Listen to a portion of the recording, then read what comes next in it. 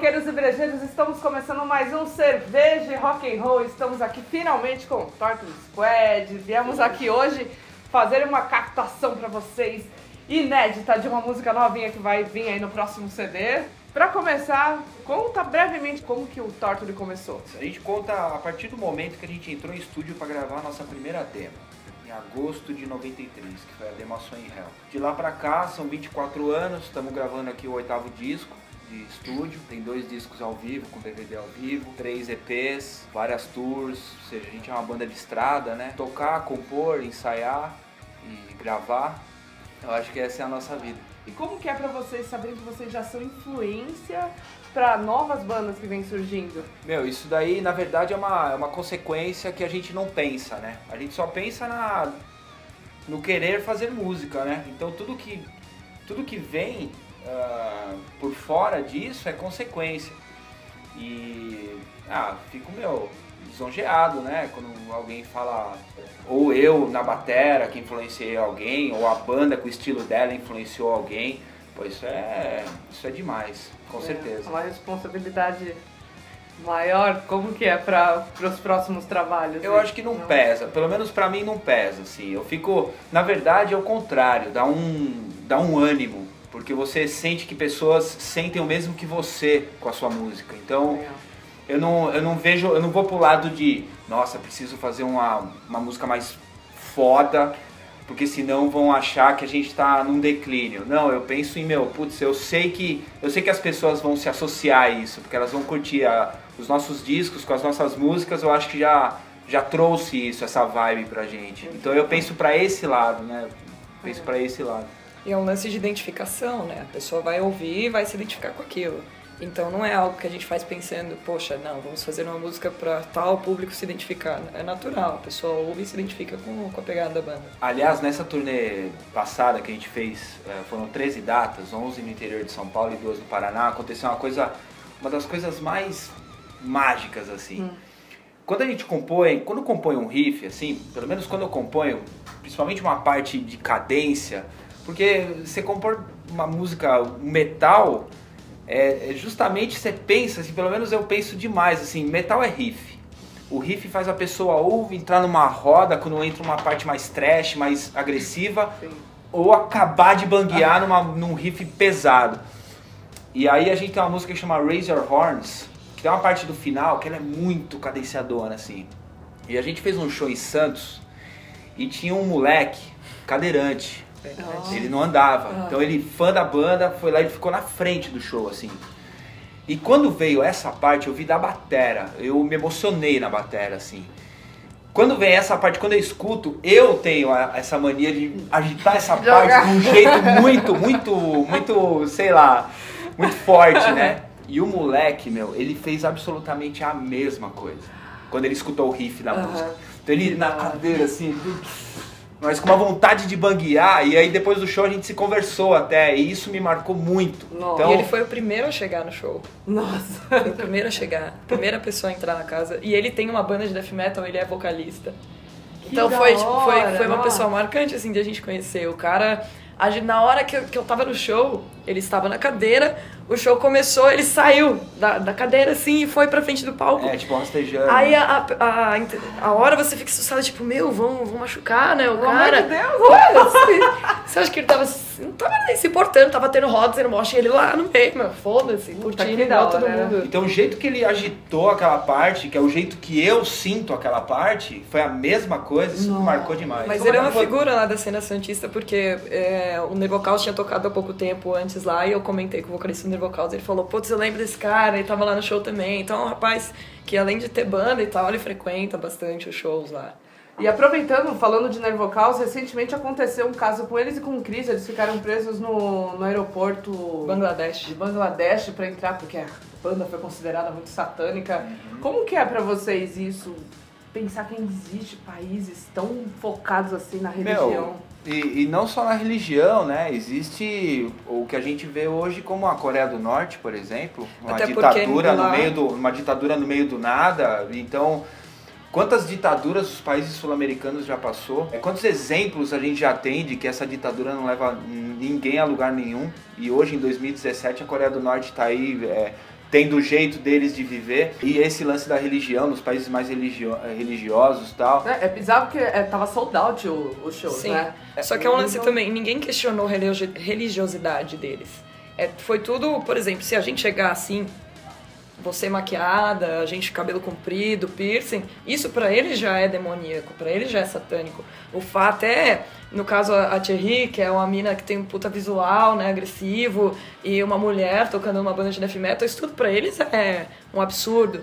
Então ninguém questionou se eles eram satanistas ou de qual religião eles eram. Simplesmente olharam e falaram, isso não é uma boa influência pro meu país, não quero vocês aqui.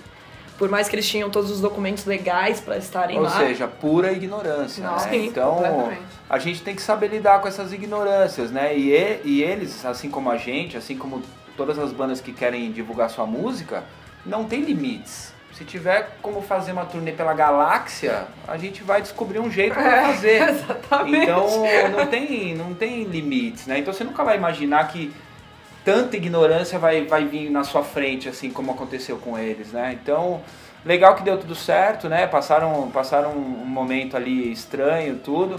E banda na estrada é isso mesmo, a gente tá sujeito a acontecer coisas, né? Com a gente também já aconteceu várias coisas, não nesse porte de ignorância religiosa, mas já aconteceram de bater o olho, ver que é uma banda e aí já ir para um outro lado, já tipo parar você e revistar tudo e dar uma canseira só pelo seu biotipo ali, né? Sim. Não precisa ir muito longe, só da gente andar na rua desse jeito assim. Exato. Pra gente é normal, a gente tá normal, mas você já vê um olhar feio de uma tiazinha, alguém que não senta do seu até lado no hoje metrô. ainda, né? É muito maluco. No nosso caso, na gringa, muitas vezes o que salvava, por incrível que pareça, salvar no sentido de você trazer uma simpatia da pessoa é você falar que era do Brasil. Aí a pessoa fala, Brasil, que legal, não sei o que. Então Brasil, carnaval, futebol, Brasil. E isso realmente levava para um outro lado. Ah, vocês são do Brasil, tem não sei isso o quê. mesmo? Tem A sim. gente chegou na Alemanha, num bar, né, que a gente foi durante a semana, né, era fim de semana, aí chegou no bar, falou que era brasileiro, o cara deu 2 rodadas de Bloody Mary pros brasileiros, velho. Assim como hoje em dia, também tem na nossa última turnê na Europa, no final do ano passado, a gente tocou em Portugal, foi aliás a turnê que mais a gente tocou em Portugal, né, foram 5 datas, e uma das datas em uma cidade, não lembro se foi Lisboa, a gente entrou num pubzinho pra tomar um café. E aí a gente chegou, e aí falando em português, né, com a gente e tudo, e os portugueses tomando um café no balcão. Aí, é do Brasil? Brasileiro e tal. Aí comentando assim, as coisas estão ruins lá, né, meu? As coisas são caras no Brasil, né? Eles comentando com a gente, essas coisas são caras. E a gente começou a conversar um pouco de política. Não deu outro. O cara falou assim, vocês querem tomar café? Uma rodada de café para os brasileiros, eu pago. Ou seja, o cara pagou o café porque sentiu pena de ser brasileiro. Porque, meu, a gente paga tudo tão caro aqui, então tem esse lado, né? E falo mais, que quando as bandas brasileiras são muito bem vistas na gringa. Então a gente tocou em vários lugares. Eu encontrei num show da Bélgica, dessa tour, eu conversando com um belga lá, e ele comentou, eu não conhecia direito a banda de vocês, e eu vi a divulgação. E o que me fez vir foi ver que vocês eram do Brasil, porque eu sei que qualquer banda do Brasil que vier, eu sei que é boa. Isso não quer dizer que o metal brasileiro, a cena brasileira é a melhor de todas, nós somos fado, o cara. Não tem nada a ver. Mas tem a ver com tipo, a banda brasileira é na música, na atitude, em tudo. Então. E é muito bom ver que tá rolando já uma abertura, né, os Estados Unidos, a gente acompanha as estatísticas que a gente tem de redes sociais e alterna entre segundo e terceiro país que mais escuta a nossa música. Que legal. E a questão de você conseguir chegar num país desse são todas questões legais, de você conseguir gravadora, de você conseguir visto, né? Mas o pessoal consome sim metal brasileiro. E a gente já teve várias propostas de fazer turnê em toda a carreira da banda, a gente teve várias propostas de fazer turnê nos Estados Unidos e a gente nunca foi, exatamente por isso, porque eu não vou abrir mão de entrar escondido, não vamos ir pra tocar, não fala que vai tocar. Então tem que fazer sempre alguma coisa pra aí chegar lá, arruma um instrumento, toca no que tiver que tocar. Na Europa não é assim. Então, claro, políticas diferentes e tal. Mas eu sempre pensei dessa forma, de que a hora que vai chegar aos Estados Unidos, vai chegar do jeito que tem que chegar. Então a banda tem que mostrar o jeito que ela é. Só que esbarra na burocracia mesmo. Você tem que ter um visto não especial, mas uma coisa que uma gravadora que manda um... Tem que ter alguém que te puxe de dentro. Você tem que ter um trabalho. O certo é você chegar e falar, olha, eu sou músico, vim aqui pra tocar. E não ficar inventando história, não, a gente tá aqui, blá blá blá, que é o que normalmente rola ou falam pra facilitar entrar no país. Então enquanto tiver que dar esse jeitinho, a gente não vai. A gente vai pra... Que nem o King Diamond. King Diamond veio em 96 no Monsters of Rock. Fez 3 shows, King Diamond, Mercyful Fate. E aí foi num lugar assim que, sabe... Você não via o Mercyful Fate tocar ali. E com certeza o King Diamond se sentiu assim, porra, mano, o Brasil tem tantos fãs, puta país, meu, seguinte, eu não vou mais tocar sem minha estrutura de palco. Ah, é muito caro? É muito caro, mas eu não vou mais. O que aconteceu? O King Diamond vai tocar agora, num fest, no Espaço das Américas, que vai ter carcas, isso e aquilo, ele tá trazendo toda a estrutura. Então... Você abre mão um pouco de um tempo de ir em certo lugar, mas quando você vai pra mostrar quem é você. Sim, por exemplo, o King Diamond tem uma puta parafernália de palco, é mó teatral, não sei o que. Se você quer assistir aquilo, se você paga o ingresso e chega no show e não tem tudo aquilo, não vai ser o show. O pessoal vai xingar, porque o público, né? Os fãs. Você não... Ele sabe que ele não tá dando tudo dele. Isso. Então ele sabe que o fã não tá vendo tudo. E ele quer dar tudo que ele tem. Com certeza. Então, eu acho que vale a pena. Você sabe abrir mão, assim. No nosso caso, eu acho que a banda tem essa longevidade aí justamente por causa disso. A gente sabe abrir mão alguma coisa aqui pra poder tocar aqui, tocar ali. E não ser assim, não, vamos só fazer dessa forma. A gente sabe onde que tem como fazer, onde não. Tudo para um caminho, construindo um caminho melhor para a banda, né? Entendi. Então já aconteceu do Torture também abrir mão, às vezes, de tocar em algum lugar por conta de estrutura? Com certeza, até hoje, com certeza. A gente é bem maleável, assim. O mais importante pra gente é tocar. Só que dentro disso tem um mínimo. Claro. Tem que ter um mínimo de estrutura, tem que ter, até porque são 24 anos trabalhando. Então 24 anos focados, são discos gravados, são pessoas que, se associam com a banda. Então a gente espera já ver aquele produto final, né? Não adianta você chegar lá com metade que vão falar, ué. Exato. Não é justo. A gente sabe que a gente não tem frescura, porém a gente tem um mínimo de qualidade para poder chegar nas pessoas e mostrar o nosso som. Bom, agora falando sobre a nova fase do Torture. Essa nova formação, Amilcar, como que foi a escolha da Mai? Por que uma mulher? Essa formação deu certo? Qual a diferença das outras formações anteriores que a banda já teve? O que vocês sentiram? Às vezes as pessoas acham que é tipo um plano bem bolado, né? Maquiavélico. E na verdade não foi nada disso. Quando eu pinto a ideia de falar com a May, eu fiquei 50% eufórico, porque eu vi uns vídeos dela com Necromesis, senti o gravão. Porque não adianta nada ser assim, bonita. Você tem que escolher um vocalista. É muita coisa que envolve. Não é só. Colocou uma mina que é bonita, canta bem, tá? É lógico, a fórmula perfeita, não sei o quê. Não é isso. Não é uma coisa. Se você pensa dessa forma, eu acredito muito. Eu tive tantas. Você vai escolher a Miss Death Metal, né? Se for assim, eu vou, sei lá, né? No algum programa de TV que tem as gostosonas lá e chama uma e vai, enfim. E não é assim que funciona. Então, eu acho que primeiro, tem que ter atitude, tem que amar o que realmente está fazendo ali. Tocar metal realmente é para quem ama o que está fazendo e realmente ser aquilo que... Tudo isso que eu tô falando fez parte de uma conversa que a gente teve antes dela entrar na banda, se realmente era o que ela queria.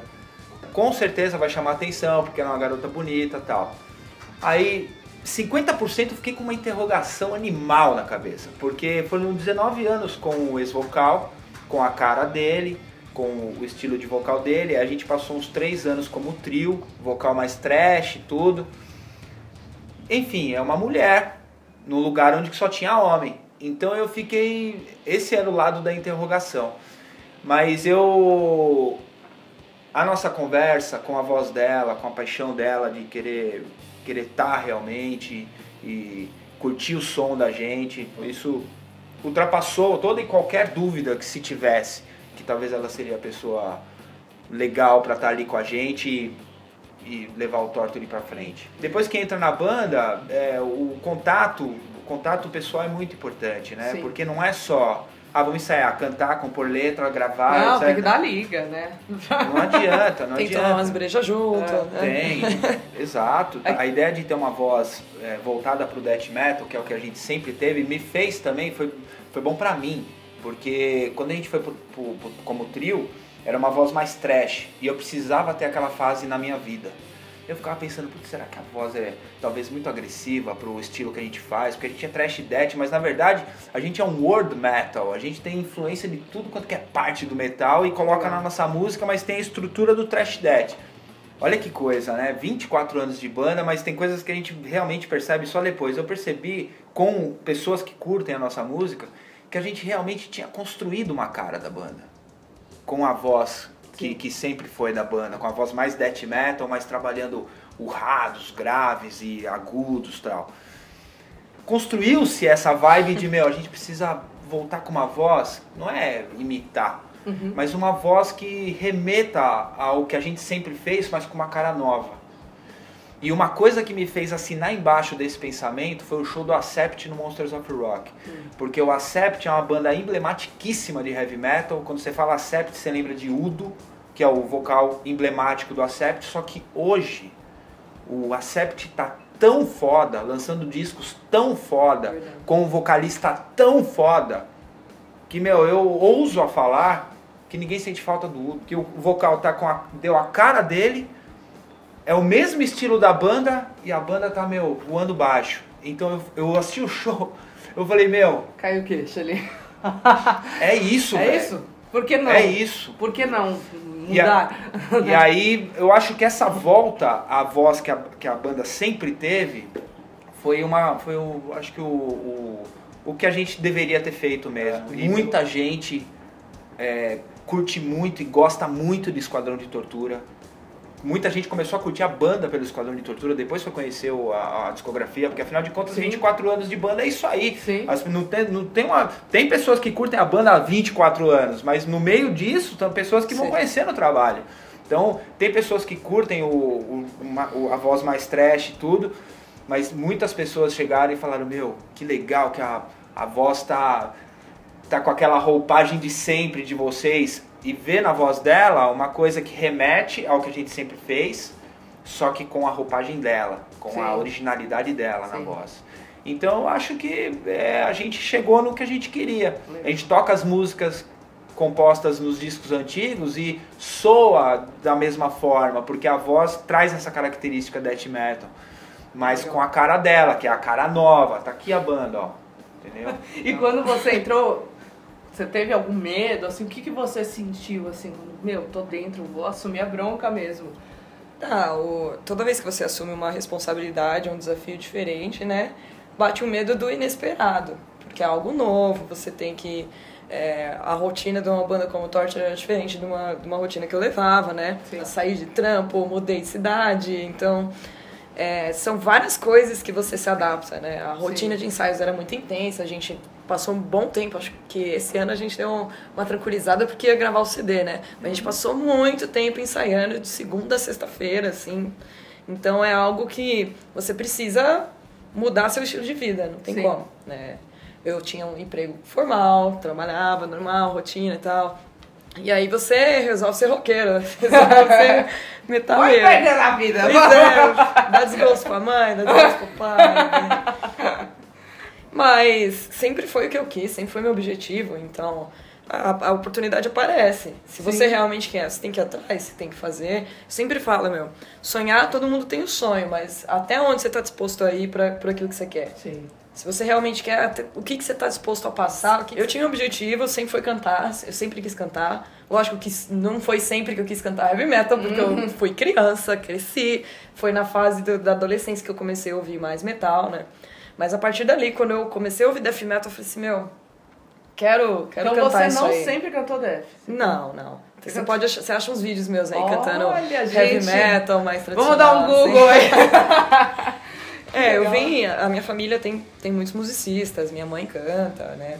Cantava umas músicas mais melódicas, digamos assim, né? Vocal limpo e tal. Só que era em base do que eu ouvia na época. Eu ouvia muito Hammerfall, ouvia muito Blind Guardian, ouvia Angra, ouvia Xamã, então eram coisas que... Eu sou tecladista antes de ser vocalista.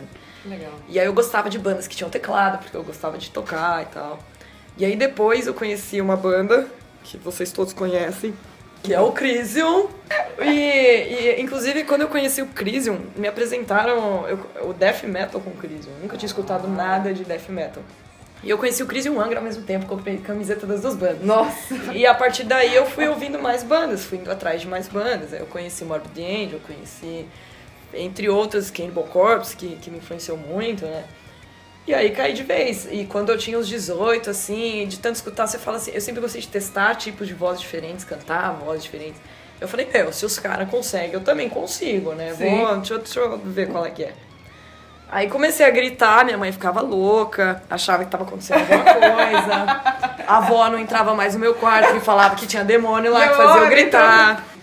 E aí apareceu uma banda que foi o Necromesis, que era da minha cidade, eles já me conheciam porque eu ia no show dos caras. E quando o vocalista saiu, eu entrei. Você sai do seu guarda-roupa e sobe num palco, que isso é a experiência que você aprende mais. Sim, né? Conheço muita mina que canta em casa, que treina vocal. Você coloca em cima do palco, é outra some, coisa. desaparece. Meu primeiro show, que eu me lembro até hoje, eu cantei 3 sons e já não tinha mais voz. Porque você ensaia em estúdio, você cansa, você consegue cantar, beleza. Mas o palco, a energia que você tem que depositar ali, o próprio nervosismo te atrapalha muito. Ainda mais esse tipo de voz que é super estressante. Sim, sim. Conta um pouco do conceito aí do novo CD. Vocês vão escutar um trechinho de uma música inédita aí, que a mãe tá gravando aqui. Conta um pouco. O que o público pode esperar desse novo CD? Como a gente sempre escuta, né? Quando lança um disco novo, que as pessoas falam assim... tá igual, mas tá diferente.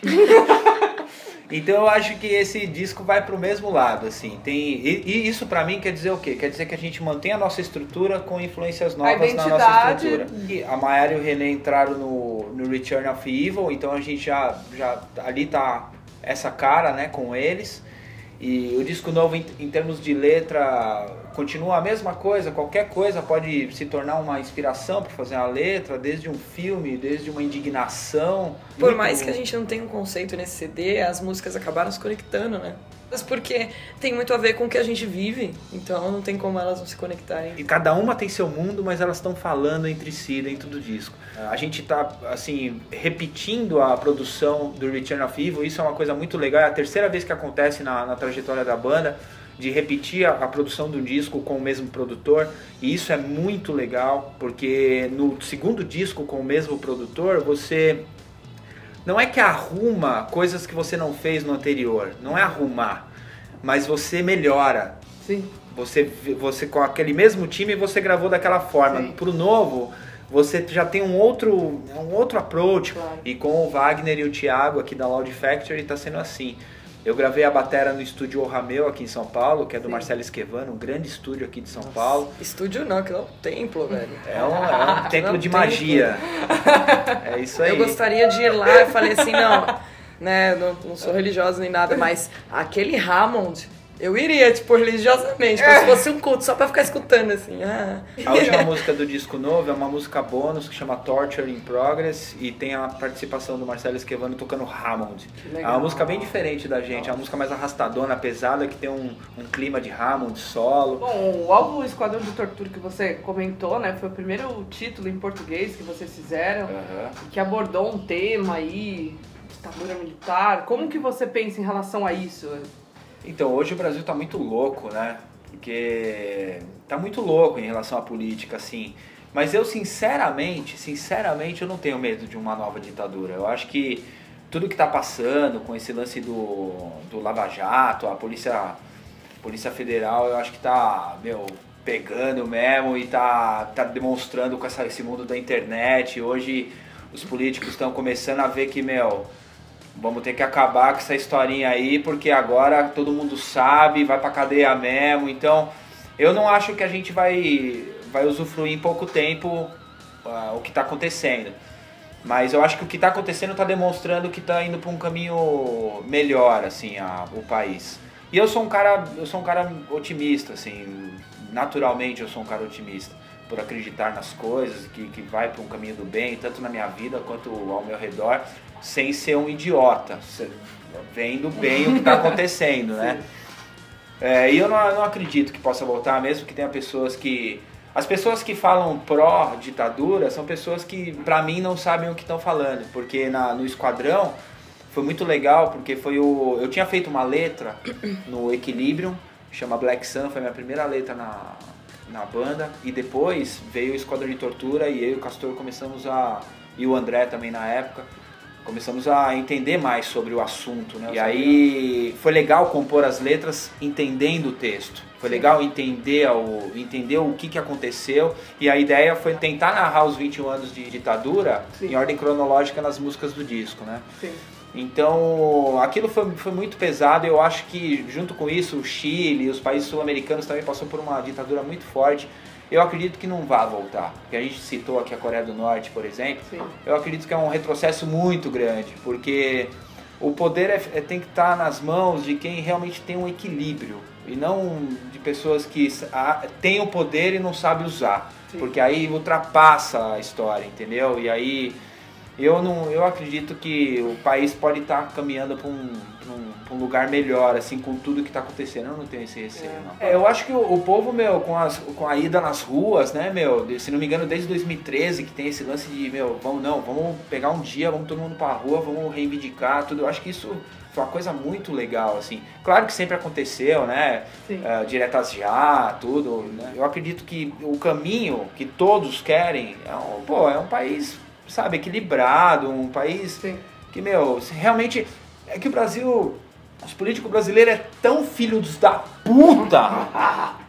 Desculpa falar com a boca cheia. Mas é verdade. E eu não tô generalizando, porque deve ter, né, com certeza. Sim. Eu não sou um cara de generalizar. É que é muito, sabe, valores normais, assim... Viver na honestidade, o político tem que servir o povo mesmo, pensar, o cara tem que curtir fazer o bem-estar social. Infelizmente, como esses valores não vêm de uma forma natural, tem que vir de uma forma brutal. E eles vão ter que aprender com isso, eu acredito que o país está indo para esse caminho, por isso que eu não tenho receio de uma nova ditadura. Mas se tiver, eu não vou mudar o meu jeito de ser, não vou mudar o meu jeito de viver. E eu acho que o ser headbanger é isso, né? É a contracultura total, cabelo grande, roupa preta, tipo, não, a gente não é... lutar contra tudo isso. É isso aí, então eu acho que vai mudar na repressão, né? Porque ditadura não é o que tem que ser. Não. Mas a gente não vai mudar o nosso estilo de vida, o nosso jeito de ser por causa disso. Legal, legal. E pesou agora um pouco, mas vamos falar um pouco de cerveja agora. Qual a relação de vocês com cerveja? Vocês gostam de cerveja artesanal? Só toma mainstream? Como que é? Hoje a gente tá passando por um período muito legal, né? De cervejas artesanais, muitos caras virando mestre cervejeiro, montando sua cervejaria. Eu acho que isso é uma coisa muito legal. Isso tem dado cervejas diferentes com qualidade, porque... Assim como várias coisas no país, a gente fica sabendo de que essas multinacionais que fazem as cervejas colocam mais água, ou colocam mais não sei o que, ou colocam mais não sei o que lá. Sim, e eu curto principalmente as cervejas artesanais, com certeza. Tem algum estilo que você prefere mais? Ou... Tem a Red Ale do Torture Squad. Ah, cadê? Ó, cadê a mágica? Ó. Essa é a Red Ale que a cervejaria Normandy Brewery fez. A gente fez uma parceria com eles e, na verdade, o Fábio, que é o mestre cervejeiro, amigo das antigas da gente de galeria do rock, Fábio Black Metal. Depois de anos, a gente conhecia ele na galeria, e aí anos sem se ver, quando a gente voltou a se falar, ele falou, pô, meu, tô fazendo umas cervejas, virei mestre cervejeiro e tal, vou fazer a cerveja do Torture e tal. Aí, pô, legal demais, bora fazer. Aí vimos receitas e tal, ele trouxe essa Red Ale, que era 6.0 de teor alcoólico, né? Uhum. E a gente falou, pô, vamos fazer 6.6. Só dar um dedinho da banda. Maldade, toque da maldade. E aí tá aí, meu, tem essa Red Ale. Fizemos um controle de qualidade. Apurado. Eu curto muito essa Red Ale. Eu curto uma cerveja mais encorpada, essa escura aqui, mais... Essa não é a britânica, essa é a russa. Essa a Baltic Porter da... Então eu curto cerveja mais encorpada. Legal. Ah, então, Torture, a cerveja é a banda em líquido aqui. É sim, meu. É sim, legal. Porque a cerveja ela é encorpada, tem um teor alcoólico ali que você tomar umas 2, 3, uou, já fica fica legal de um jeito bacana, sim, não legal. Não é legal trançando as pernas. Não, ela é gostosa de consumir, sim. 2, 3 você já fica uau, já. Mas a ideia é isso, né? Você não é quantidade, é qualidade. Sim, com certeza, com Tem certeza. nego que fala, eu vou pagar caro, meu. Pra quê? Aqui, ó, 3 dessa e olha aqui. Pois é. Você não vira, né? Você vai tomando, saboreando. Esse é o eu acho que aí que tá o negócio, né? Se você tá assistindo um show, assistindo um esporte, tá trocando ideia com os camaradas, tá escutando um som, pô, aí é gostoso demais, né?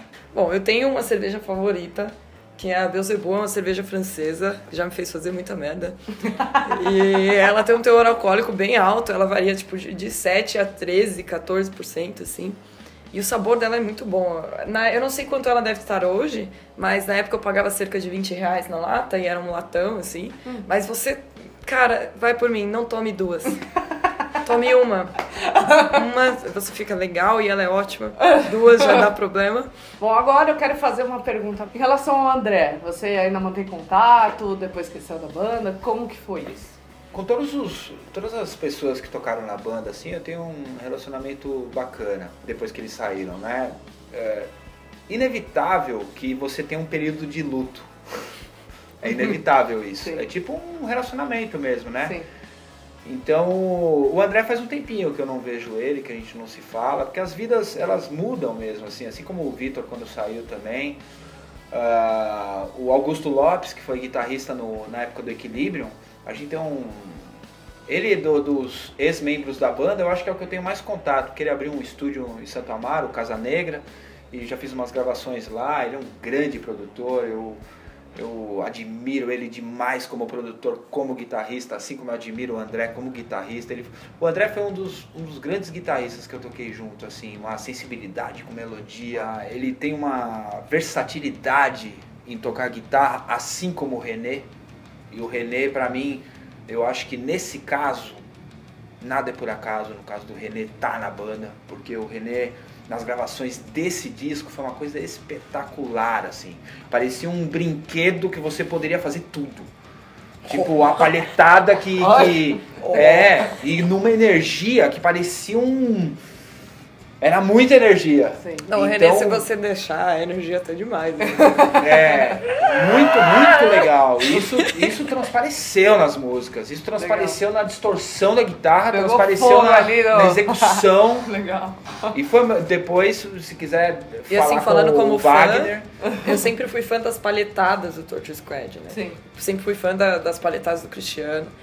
E eu falei pra ele no fim das gravações, eu falei assim, velho, essa palhetada que você tá fazendo, fazia tempo que eu não escutava Torture Squad com uma palhetada tão violenta, meu. Uma pegada de palhetada old school, claro. Que, puta... E sorte nossa, né? Sorte do Torture, porque, meu, a gente tem um grande guitarrista ali pra compor as nossas músicas e mandar ver. Legal, e vocês pensam, talvez no futuro próximo ou não, em fazer algum especial, reunir ex-integrantes, fazer um show ali meio... Seria legal. Remember, ou não? Nunca passou pela sua cabeça isso? Ó, a gente tá em 2017. O tempo vai passando e sem perceber, faz 20 anos de tal disco, faz 15 anos de tal disco, faz 10 anos de tal disco e assim vai. Então eu com certeza não vou dizer nunca, com certeza, porque eu, Castor, assim, que tá desde o começo da banda, a gente tem um contato bem legal com todo mundo. E com certeza, eu acho que as pessoas que curtem o som da banda, vê alguma coisa nesse sentido, iam curtir, né? Que nem o René mesmo curte o The Unholy Spell, nosso terceiro disco. E o Cristiano Fusco, que nem ela citou aqui, o Cristiano é um riff maker, meu, eu lembro quando eu entrei na banda. Eu lembro de ver o Torture sem estar na banda. Caramba. Então, e ver o Cristiano tocar e, meu, achar uns puta riff. E de repente eu tô lá tocando com ele. Então... eu acho que seria legal, uma coisa assim, mas legal. Tem que ser uma coisa natural. Entendi. E agora chegou a hora de harmonizar cerveja e rock and roll, gente, a melhor hora da nossa entrevista aqui. E eu gostaria que vocês harmonizassem uma banda que vocês querem indicar, uma banda que vocês já conhecem, enfim, com uma cerveja, um estilo de cerveja. E eu também quero que vocês harmonizem o Torture com um estilo de cerveja ou uma marca de cerveja, enfim. Você pode tomar a cerveja ou do João Gordo ou do Ratos de Porão. A cerveja do João Gordo eu curti demais, mais do que a do Ratos de Porão eu curti, mas as duas são muito boas. E pode tomar uma dessas duas cervejas ouvindo Beber Até Morrer do Ratos de Porão. Pronto. Ótimo. Motorhead com cerveja não tem como dar errado. E tomem uma Beelzebub ouvindo Chrome Division. Meu, do Torture você pode tomar qualquer cerveja, escutando qualquer música do Torture que tá valendo. E de preferência tomar nossa Red Ale. Cara, eu tenho uma observação a fazer sobre essa entrevista. Faça. Vocês são muito sacanas, né? Porque vocês embebedam a gente. E aí chega no final, você já tá falando várias coisas muito loucas, né? O álcool entra, a verdade sai. É isso, gente. Então fiquem aí com um trechinho. Ai, molhei ela.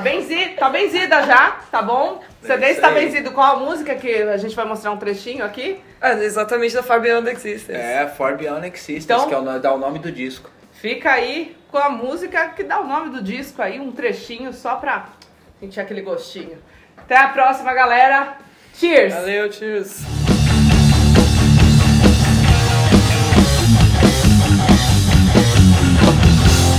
This is the life we live in the world we think we know.